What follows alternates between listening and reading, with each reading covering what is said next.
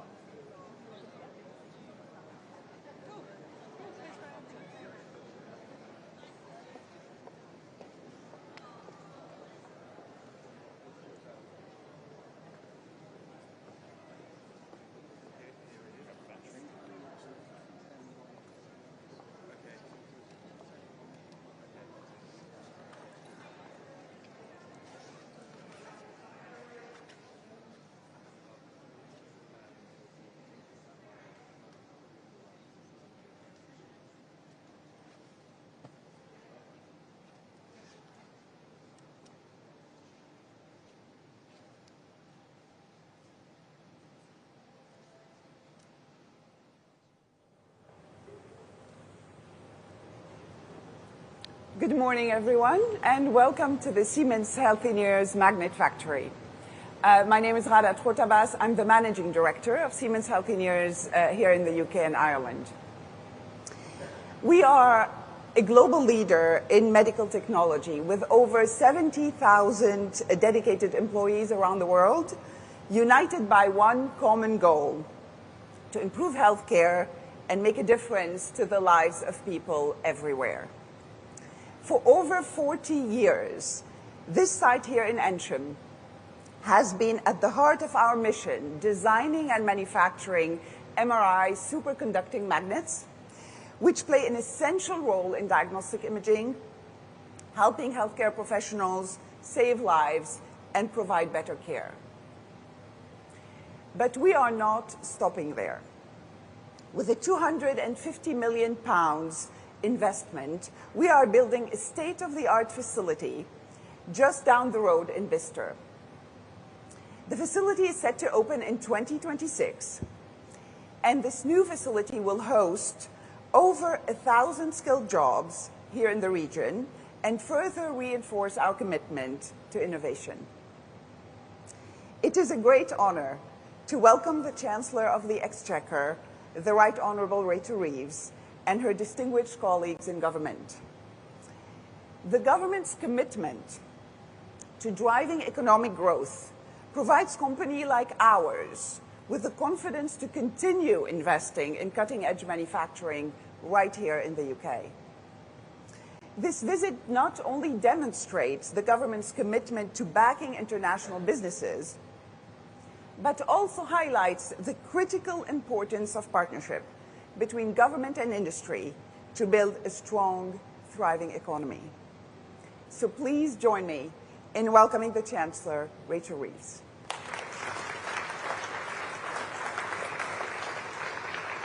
Welcome. Thank you very much, everybody. Thank you, Rada. It's fantastic to be here at the Siemens Healthineers at this amazing facility. Today, I want to talk about economic growth, why it matters, how we achieve it, and what we are going to do to go further and faster to deliver it.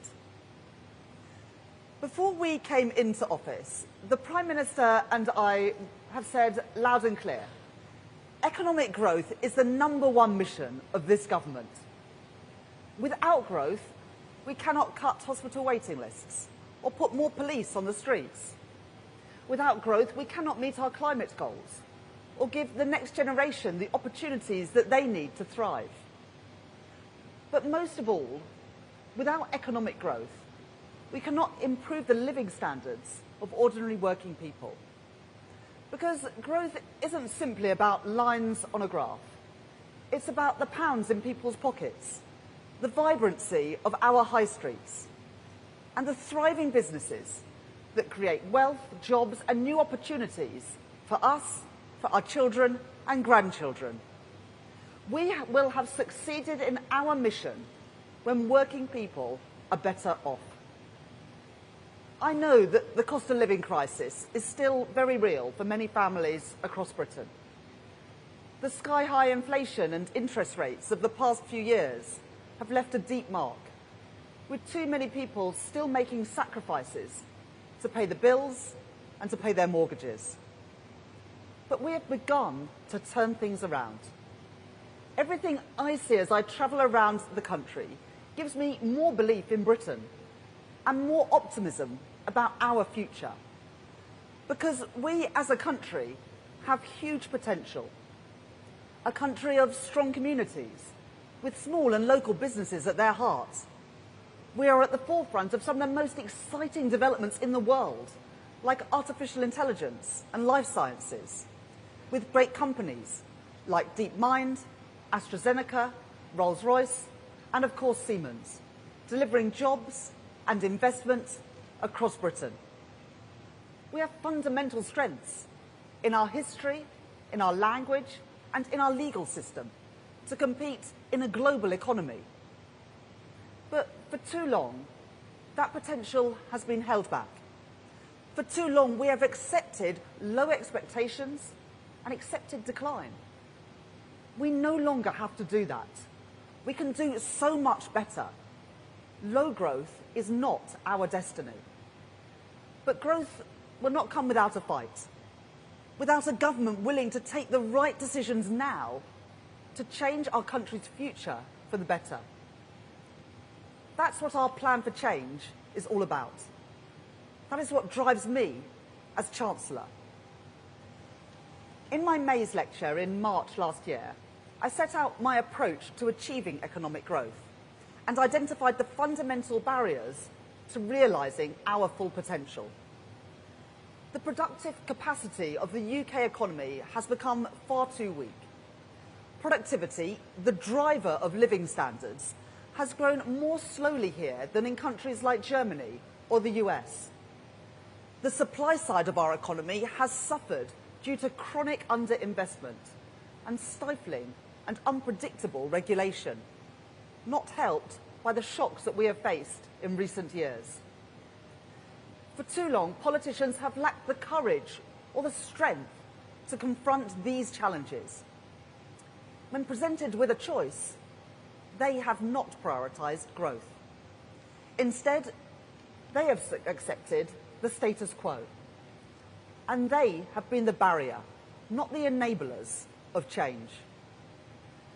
At the election, people voted for a whole new approach, and that is what I am determined to deliver. The strategy that I have consistently set out is to grow the supply side of our economy, recognising that first and foremost, it is businesses, investors and entrepreneurs who drive economic growth.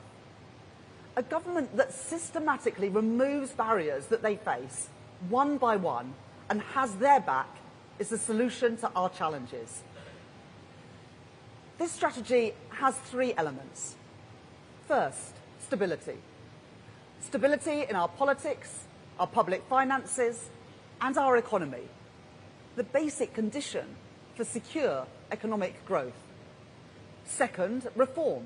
Reform which makes it easier for businesses to trade, to raise finance, and to build.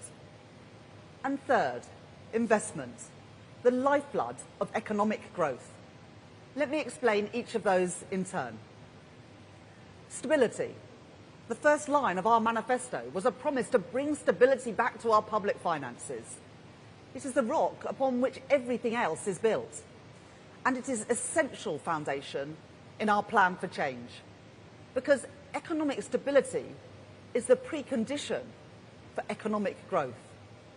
That's why the first piece of legislation that we passed as a government was the Budget Responsibility Act, so that never again can we see our independent forecasters sidelined, and never again will we see a repeat of the Liz Truss mini-budget, which sent borrowing costs and mortgage rates spiralling for families and for businesses.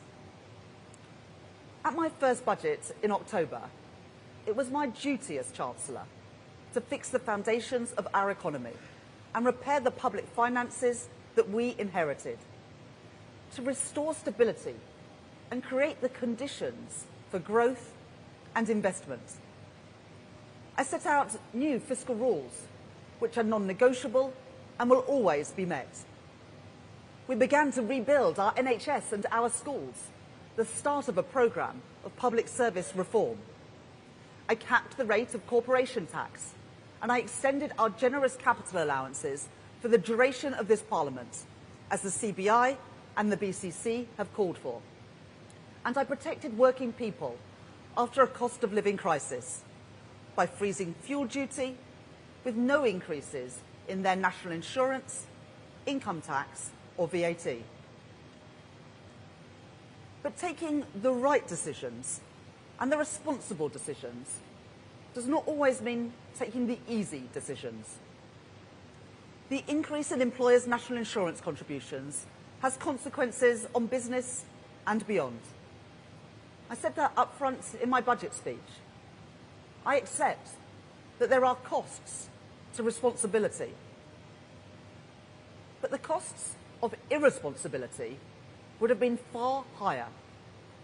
Those who oppose my budget know that too. That is why, since October, I've seen no alternative put forward by the opposition parties. No alternative to deal with the challenges that we face. No alternative to restoring economic stability.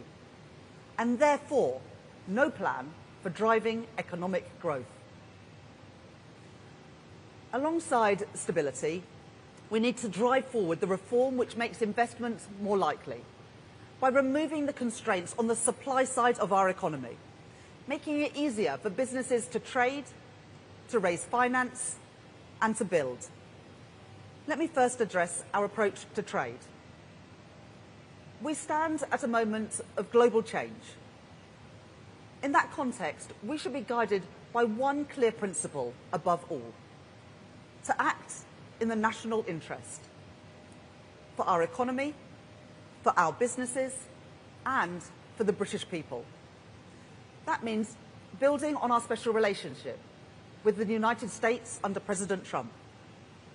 The Prime Minister discussed the vital importance of growth with the President last weekend, and I look forward to working with the new Treasury Secretary, Scott Bessent, to deepen our economic relationship in the months and years ahead. Acting in our national interest also means resetting our relationship with the EU, our nearest and our largest trading partner, to drive growth and support business.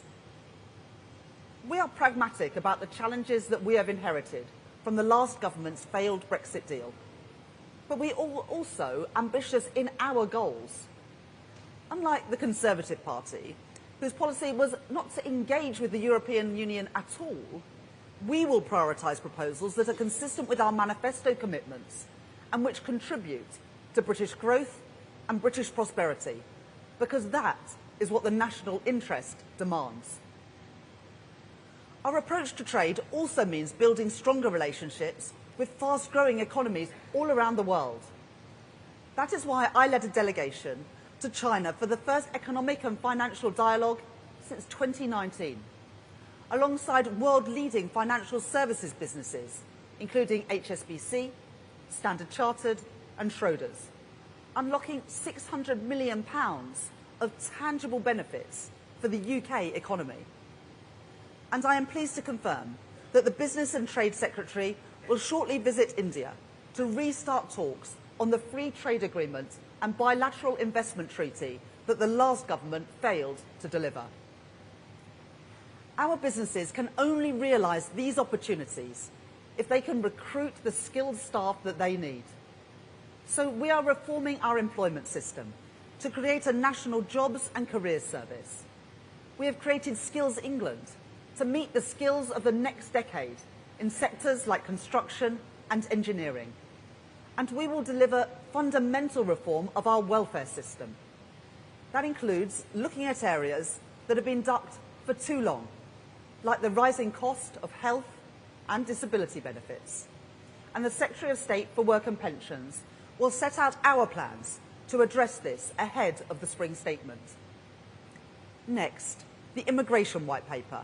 That will bring forward concrete proposals to bring the overall levels of net migration down.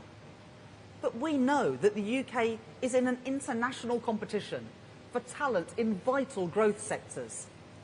That is why last week I set out plans for attracting global talent to Britain. We will look at the visa routes for very highly skilled people, so the best people in the world choose the UK to live, work and create wealth, bringing jobs and investment to Britain. To help businesses access the finance and support they need to grow, we have delivered significant reforms to provide greater flexibility for firms and founders to raise finance on UK capital markets by rewriting our listing rules. In my Mansion House speech, I announced a series of reforms to our pension system, including the creation of larger consolidated funds, which have much greater capacity to invest in high-growth British companies at the scale that we need them to. The consultation on these reforms is already complete, and the final report will be published in the spring. Yesterday, we confirmed that we have plans to go further, whilst always protecting the important role that pension funds play in the gilt market. we will introduce new flexibilities for well-funded defined benefit schemes to release surplus funds where it is safe to do so, generating even more investment into some of our fastest growing industries.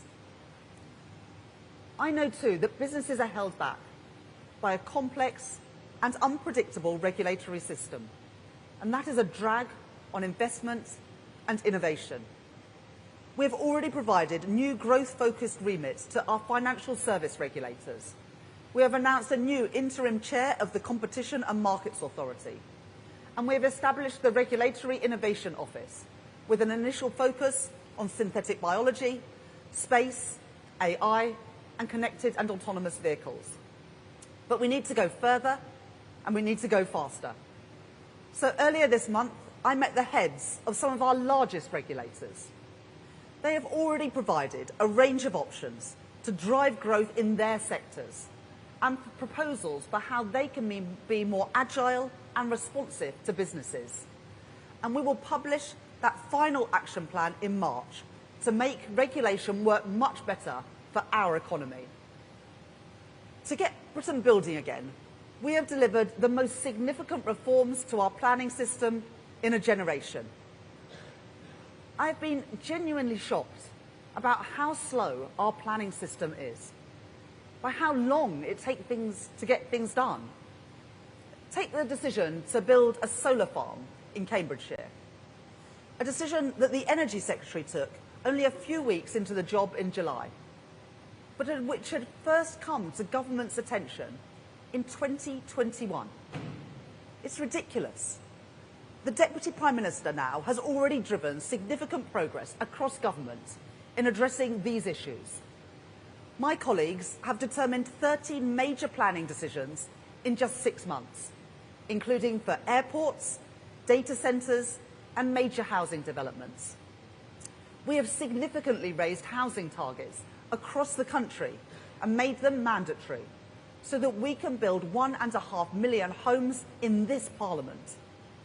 We have reformed decades-old green belt policies, making it easier to build on the grey belt land around our major cities. And we have opened up our planning system to build new infrastructure, like onshore wind farms or data centres driving the AI revolution. Having listened closely to calls from business groups, like the Institute of Directors and businesses across our economy about the need to speed up infrastructure delivery, including Mace, Skanska and Arup, who are here today, and members of our British Infrastructure Task Force, like Lloyds, BlackRock and Phoenix, we have now set out plans to go even further. Last week, we confirmed our priorities for the Planning and Infrastructure Bill, to rapidly streamline the process for determining applications, to make the consultation process far less burdensome, and to fundamentally reform our approach to environmental regulation. The problems in our economy, the lack of bold reform that we have seen over decades, can be summed up by a £100 million bat tunnel built for HS2. The type of decision that has made delivering major infrastructure in our country far too expensive and far too slow. So we are reducing the environmental requirements placed on developers when they pay into a nature restoration fund that we have created, so they can focus on getting things built and stop worrying about the bats and the newts. And to build our new infrastructure, like nuclear power plants, train lines and wind farms more quickly, we are changing the rules to stop blockers getting in the way of development through excessive use of judicial review. This bill, the Planning and Infrastructure Bill, is a priority for this government. It will be introduced in the spring, and we will work tirelessly in Parliament to ensure its smooth, speedy and rapid delivery. By providing a foundation of economic stability and by delivering the reforms needed to make it easier for businesses to succeed and grow, we will create the right conditions to increase investment in our economy, the final key element of our strategy. Investment and innovation go hand in hand. I want to see the sounds and the sights of the future arriving, delivered by amazing businesses like Wave and Oxford Nanopore. They are the future, and Britain should be the best place in the world to be an entrepreneur. That is why we protected funding for research and development, and it is why one of the first decisions that I made as Chancellor was to extend the Enterprise Investment Scheme and the Venture Capital Trust schemes for a further 10 years, to get more investment into new companies, driving their innovation and growth. I am determined to make Britain the best place in the world to invest. That was my message in Davos last week. That ambition demands action. The International Investment Summit that we hosted in October delivered £63 billion of investment right across our country. From Iberdrola, doubling its investment in clean energy in places like Suffolk. Blackstone investing £10 billion in a data centre in Northumberland. And Erin Holdings investing £1 billion in advanced manufacturing in North Wales. While the lifeblood of growth is business investment, a strategic state has a crucial role to play. That is why we established the National Wealth Fund, to create that partnership between business, private investors and government to invest in the industries of the future, like clean energy. Today I can announce 2 further investments by the National Wealth Fund. First, a £65 million investment for Connected Curb to expand their electric vehicle charging network across the UK. And second, a £28 million equity investment in Cornish Metals, providing the raw materials to be used in solar panels, wind turbines and electric vehicles, supporting growth and jobs in the southwest of England. There is no trade-off between economic growth and net zero. Quite the opposite. Net zero is the industrial opportunity of the 21st century, and Britain must lead the way. That is why we will publish a refreshed carbon budget delivery plan later this year, which alongside the spending review will set out our plans to deliver Carbon Budget 6. Today, I can also announce that we are removing barriers to deliver 16 gigawatts of offshore wind by designating new marine protected areas to enable the development of this technology in areas like East Anglia and Yorkshire, crowding in up to £30 billion of investment in homegrown clean power. And there's more. Our industrial and manufacturing base, represented brilliantly by Make UK, have been banging their heads against the wall for years at the lack of a proper industrial strategy from government. That is why we have launched our modern industrial strategy to drive investment into the industries that will define our success in the years ahead.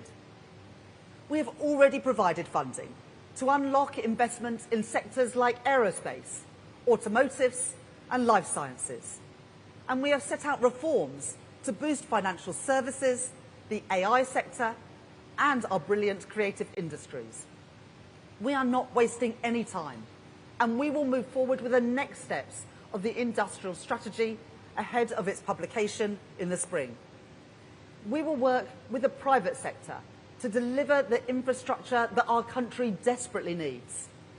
This includes the Lower Thames Crossing, which will improve connectivity at Dover, Felixstowe and Harwich, alleviating severe congestion as goods destined to export come from the North and the Midlands and across the country to markets overseas.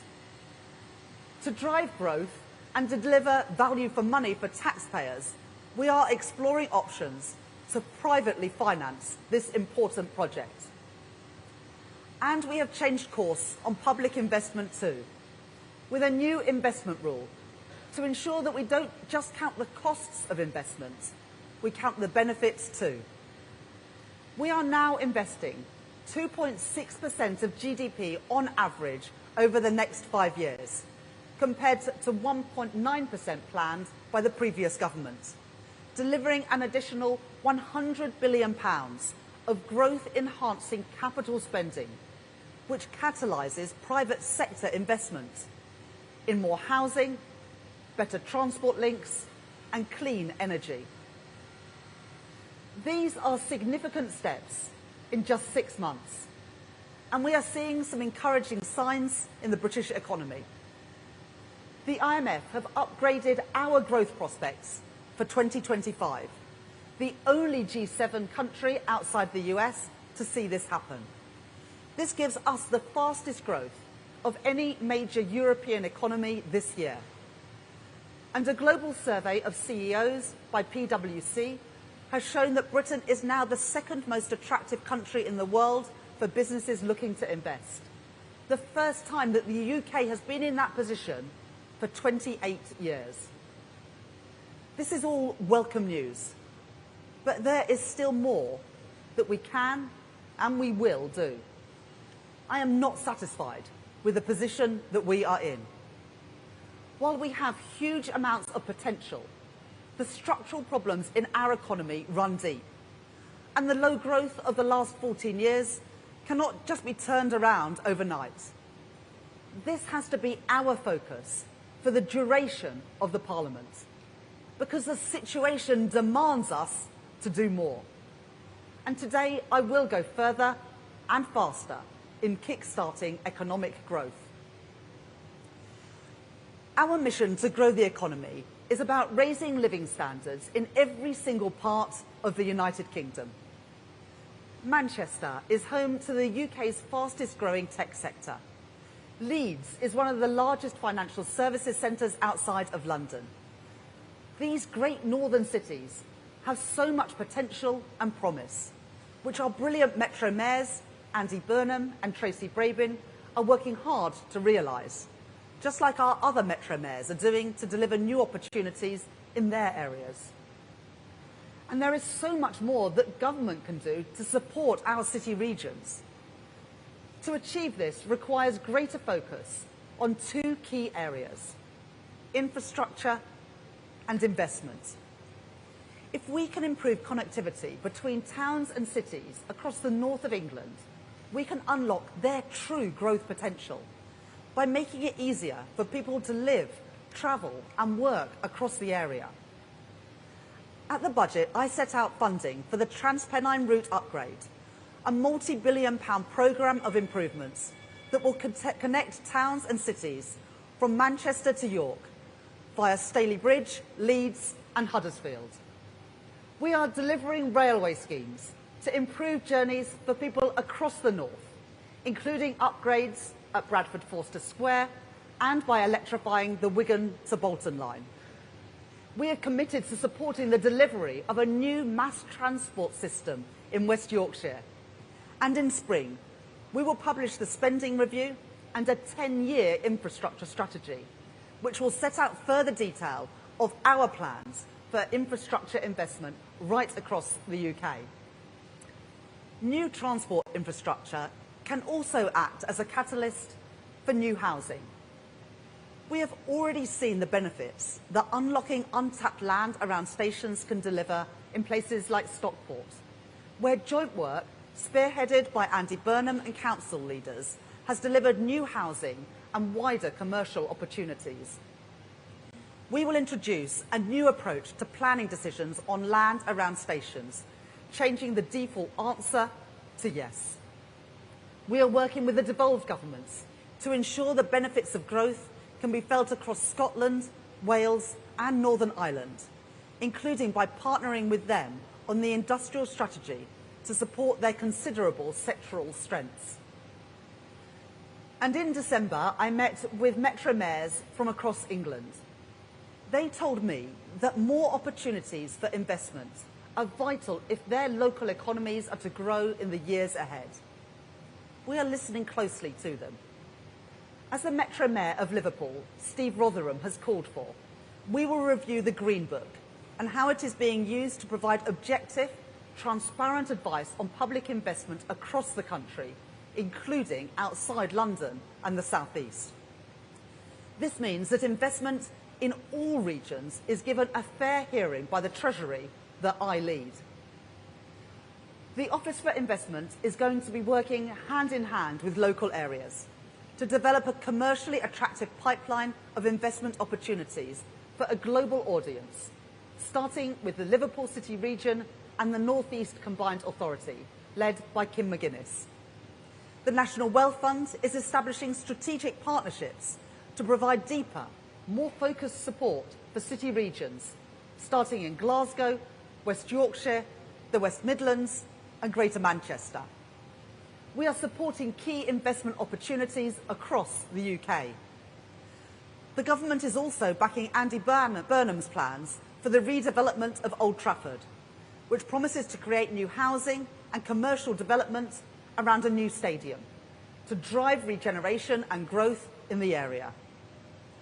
We are moving forward with the Wrexham and Flintshire Investment Zone, focusing on the area's strengths in advanced manufacturing, backed by major businesses like Airbus and JCB, to leverage £1 billion of private investment in the next 10 years, creating up to 6,000 jobs. The last government stood by as Doncaster Sheffield Airport was closed by its owner, despite the overwhelming support for it to stay open. It now sits idle, despite the potential to drive jobs and growth across the north. So I can announce today that we will work with Doncaster Council and the Mayor of South Yorkshire, Oliver Coppard, to support their efforts to recreate South Yorkshire Airport City as a thriving regional airport. And finally, I am pleased to announce a partnership between Prologis and Manchester Airport Group in the East Midlands, where the Metro Mayor, Claire Ward, is doing an excellent job growing the local economy there. Prologis and MAG will work together to build a new advanced manufacturing and logistics park at East Midlands Airport, unlocking up to £1 billion of investment and 2,000 jobs at the site. A major investment from a global business into our country, representing a huge vote of confidence in the East Midlands and in the UK. This is just the start of our work to get more investment into every nation and region of Britain. Next, I want to set out further detail for plans for the area we are in today. Oxford and Cambridge offer huge potential for our nation's growth prospects. Only 66 miles apart, these cities are home to two of the best universities in the world, and the area is a hub for globally renowned science and technology firms. This area has the potential to be Europe's Silicon Valley. To make that a reality, we need a systematic approach to attract businesses to come here and to grow here. At the moment, it takes 2.5 hours to travel between Oxford and Cambridge by train. There is no way to commute directly by rail from places like Bedford and Milton Keynes to Cambridge. And there is a lack of affordable housing right across the region. In other words, the demand is there, but there are far too many supply-side constraints on economic growth here. We are going to fix that. The Oxcam Arc was initially launched in 2003, over 20 years ago. But the project was then dropped by the previous government in 2021. We are not prepared to miss out on the opportunities any longer. So working with the Deputy Prime Minister, who is already driving forward vital work in the region, we are going further and faster to unlock the potential of the Oxford-Cambridge Growth Corridor. First, we are funding the transport links needed to make the Oxford-Cambridge Growth Corridor a success, including East-West Rail, with new services between Oxford and Milton Keynes starting this year, and road upgrades to reduce journey times between Milton Keynes and Cambridge. East-West Rail will also support vibrant new and expanded communities along the route.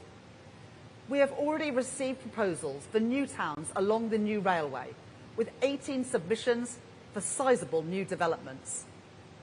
At Tempsford, the nexus of the East Coast Main Line, the A1 and East West Rail, we will move quicker to deliver a mainline station, meaning journey times to London of under an hour and to Cambridge in under 30 minutes when East West Rail is operational. Second, we are ensuring that the area has the right infrastructure and public services in place to support the growth corridor as it expands. A new Cambridge Cancer Research Hospital is being prioritised for investment as part of Wave 1 of the new hospital programme. Water infrastructure has also been a major hindrance to development in the region. We have now agreed water resources management plans, unlocking £7.9 billion of investment in the next 5 years, including plans for the new Fens Reservoir serving Cambridge and the South East Strategic Reservoir near Oxford. And I can confirm today that the Environment Agency have now lifted their objections to new development in Cambridge following this government's intervention to address water scarcity, which means 4,500 additional homes, new schools, new office, retail and laboratory space can be built. Third, I am delighted that Cambridge University have come forward with plans for a new flagship innovation hub at the centre of Cambridge to attract global investment and foster a community that catalyses innovation, as other cities around the world like Boston and Paris have done. Just yesterday, Moderna completed the build for their new vaccine production and R&D site in Harwell, right here in Oxfordshire, alongside a commitment to invest a further £1 billion in the UK. And we are creating a new AI growth zone in Culham to speed up planning approvals for the rapid build-out of data centres.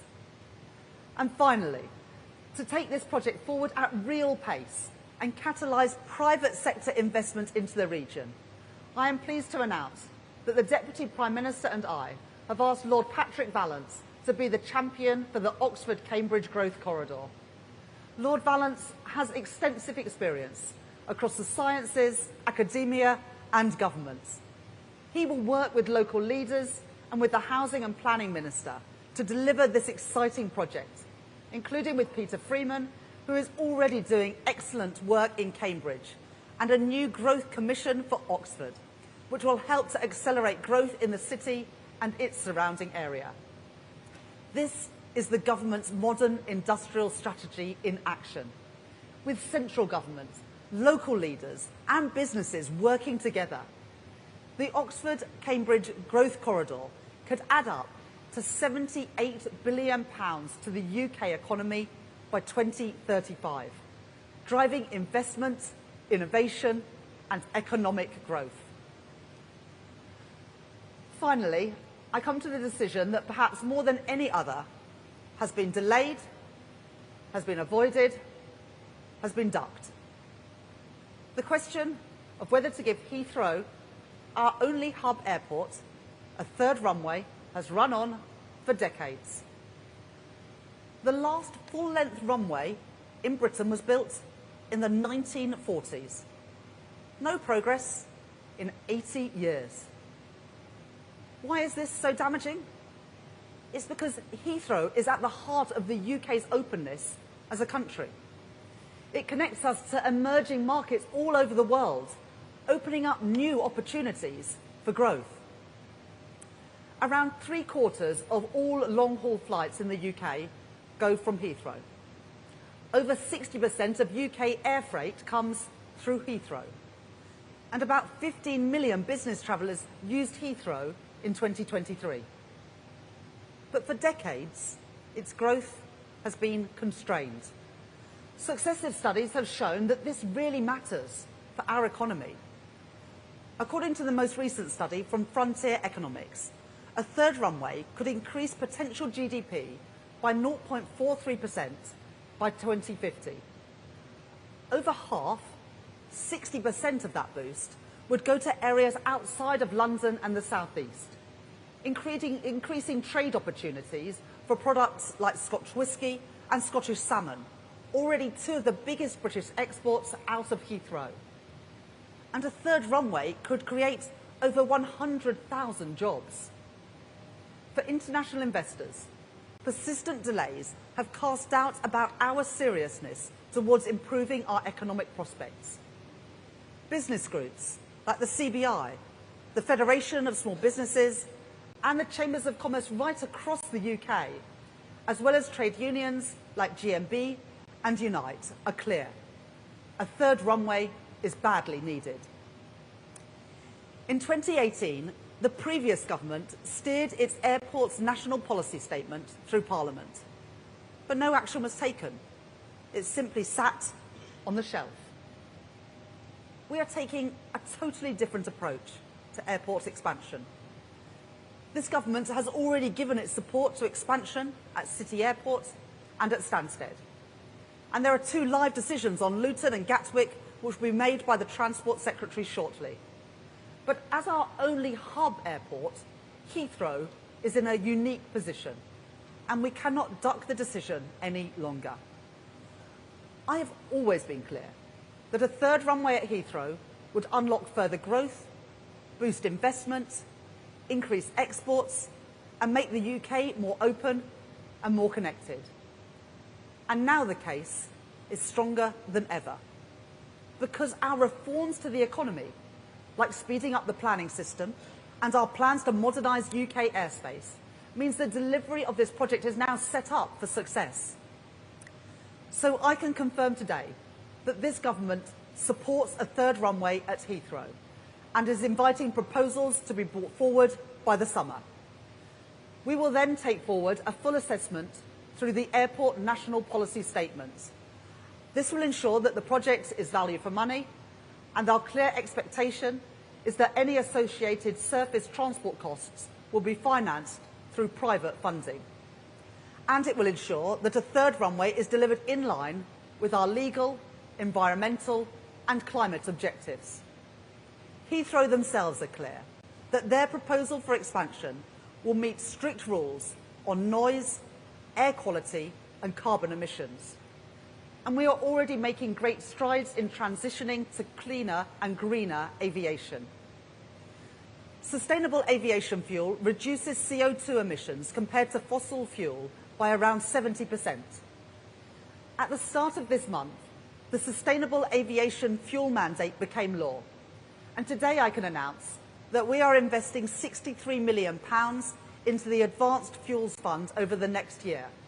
And we have today set out the details of how we will deliver a revenue certainty mechanism to encourage investment into this growing industry.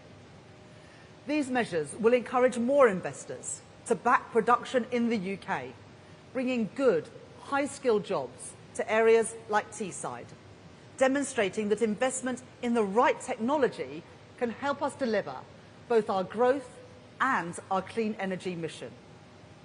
Now is the time to grasp the huge opportunity in front of us. By backing a third runway at Heathrow, we can make Britain the world's best connected place to do business. That is what it takes to make decisions in the national interest. And that is what I mean by going further and faster to kickstart economic growth. The work of change has begun. We have already made great progress, but I am not satisfied, and I know that there is more to be done. We must go further and faster if we are to build a brighter future. And the prize on offer if we do this is immense. The next generation with more opportunities than the last. An engineer in Teesside, working in some of the most exciting industries of the future, from carbon capture to sustainable aviation fuel. A scientist in Milton Keynes or Bedford commuting to Oxford or Cambridge, working in our life sciences industry to solve some of the most important medical challenges in the world. A small business owner in Scotland knowing that they can expand and export to new markets right across the world. Wealth created and wealth shared in every part of Britain. This is a government on the side of working people, taking the right decisions to secure their future, to secure our future, stepping up to the challenges that we face, ending the era of low expectations, putting Britain on a different path, delivering for the British people And I am determined, this government is determined to do just that. Thank you.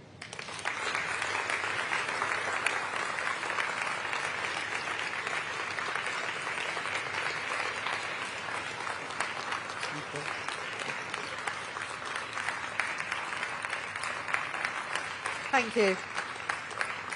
I'll now take a number of questions. I'll start with Chris Mason from the BBC.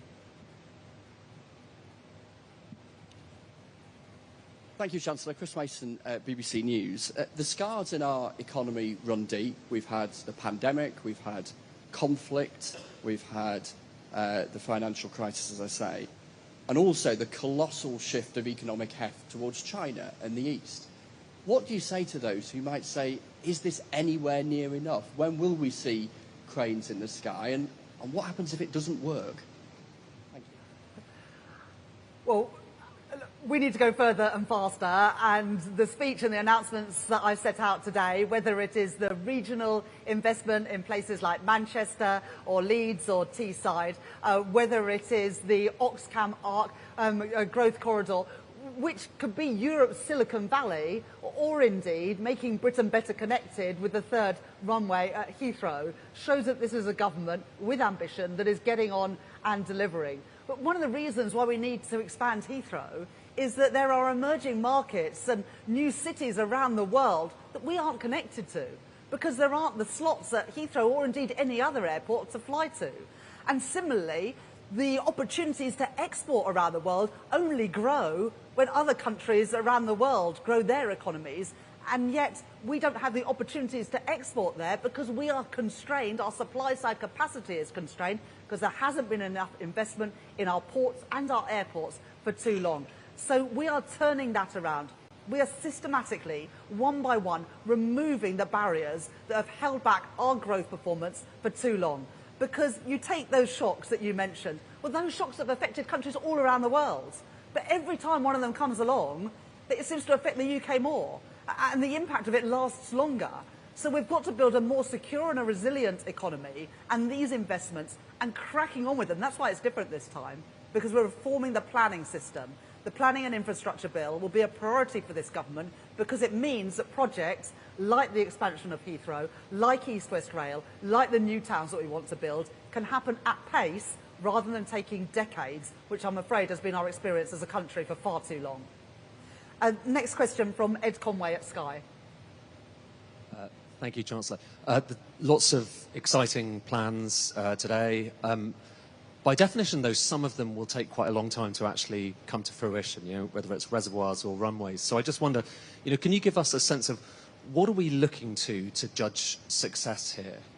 What kind of metrics can we work out whether we're succeeding? Is it GDP? Is it GDP per capita? You had this plan to have the fastest growing economy in the G7. Does that still exist, or is it just living standards, which are important but not the same?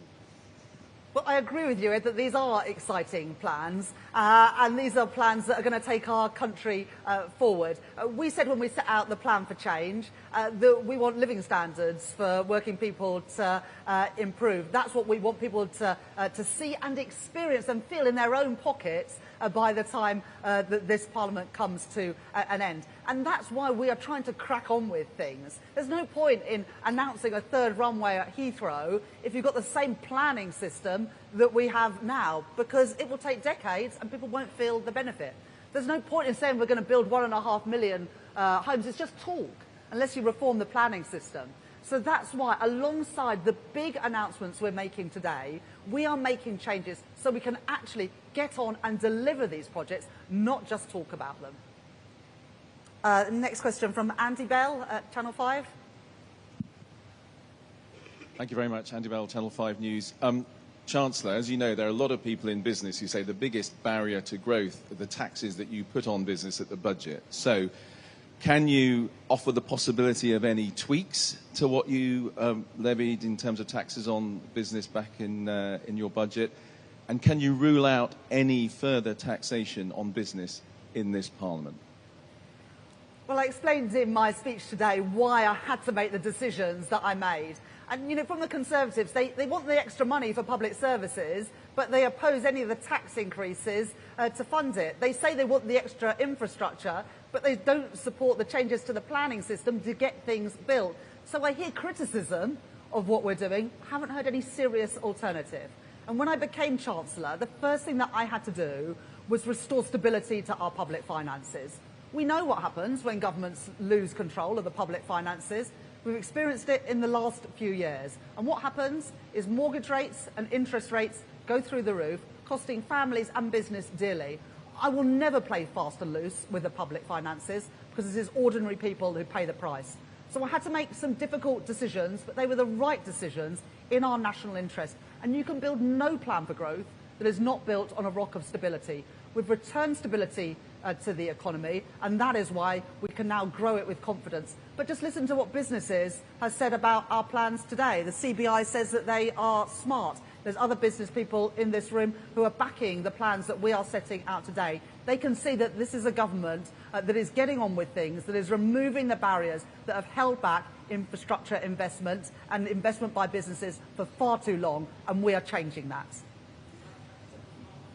I'm not going to write 5 years' worth of budgets in the first 6 months of office, but that was a once-in-a-generation budget to fix the inheritance and to draw a line under the economic and fiscal mismanagement of the Conservatives. Next question from Chris Hope at GB News. Chris Hope, GB News, Chancellor.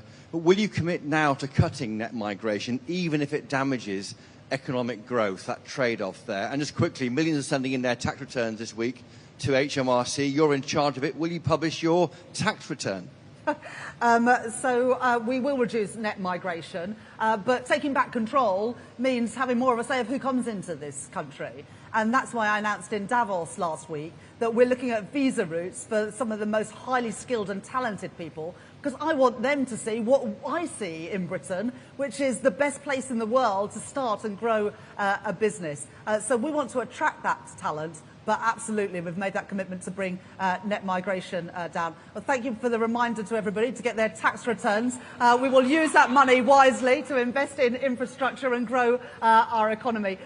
Chancellors and Prime Ministers haven't published their tax returns in the past, and I don't have any plans to do so.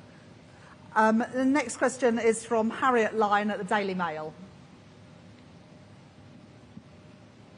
Thanks, Chancellor. Harriet Lyne, Daily Mail. Your own government thinks that the workers' rights package will cost the economy £5 billion. If you're serious about growth, why don't you just junk that? Well, for ordinary working people to have security over the number of hours they are working, what their wages are going to be from week to week, that they are not at the whim of their employer on things like fire and rehire, gives ordinary working people the confidence to go out and spend in the economy. There's loads of evidence that a secure workforce is a more confident, more productive workforce, and also more confident to spend in the economy. So I believe that a strong package of workers' rights and protections for people at work go hand in hand with a strong economy. But throughout the whole process of the Employment Rights Bill, Angela Rayner and Johnny Reynolds have worked closely with business to understand their concerns on things like the importance of having probation periods, for example, and the flexibility to take on workers during busy times, whether that's the holiday or Christmas. And the bill that we take through Parliament will reflect those concerns so that we get the balance right, supporting working people and supporting businesses. The next question is from Heather Stewart at The Guardian.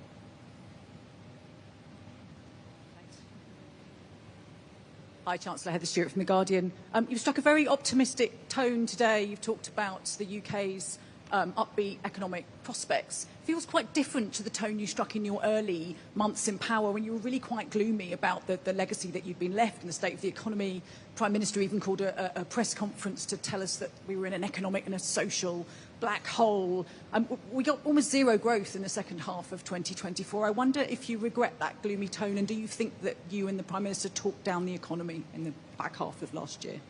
Well, the truth is I did face a real challenge when I became Chancellor with a £22 billion black hole, not for some year in the future, but in the financial year we were in. And that required a number of difficult decisions on spending, on welfare and taxation. But I didn't shy away from those decisions, because if I had have tried to sweep them under the carpet, then we'd be here at this event today where businesses would know that the public finances didn't add up and know that I'd have to come back with more tax increases. And the questions would be, well, you know, you've still got this black hole in the public finances, so how are you going to fill them? We have now drawn a line under that economic mismanagement. The decisions weren't easy. I recognise that they have consequences, but the consequences of doing nothing and allowing our public finances to go unchecked would have been even greater. Returning stability to the economy, which has allowed the Bank of England to cut interest rates twice since this government came to office. Inflation now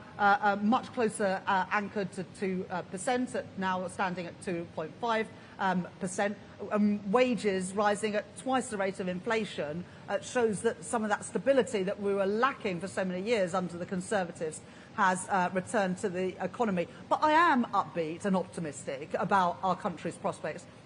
Who wouldn't be being here at Siemens today? Who wouldn't be seeing what Rolls-Royce are doing in Derby, seeing what Hitachi are doing in Newton Aycliffe, seeing what Oxford Nanopore do just down the road? We have amazing companies in this country doing fantastic things, but the truth is we don't see that in the productivity and the GDP numbers. So we've got to turbocharge our economy. We've got to go further and faster in delivering the stability, the reform and the investment that is required to turn around our economic performance. I'll take the next question from Daniel Martin from The Telegraph. Hello, Chancellor. If the economy continues to underperform and you don't meet your fiscal rules, can you rule out taking tax and spending measures on March the 26th? You need to have a bit of Ed Conway's optimism about our exciting plans. Look, the OBR will be doing a report on March the 26th, an updated economic and fiscal report. It's still 2 months until that happens. Of course, they take into account a whole range of factors, and I look forward to seeing their forecast. I've been really clear about the fiscal rules. They are non-negotiable. They are what give stability to our economy. But we're still 2 months off, and a lot of things happen in that time. So I'm not going to give a running commentary on the March the 26th forecast, Daniel. The next question from Phil Aldrich at Bloomberg.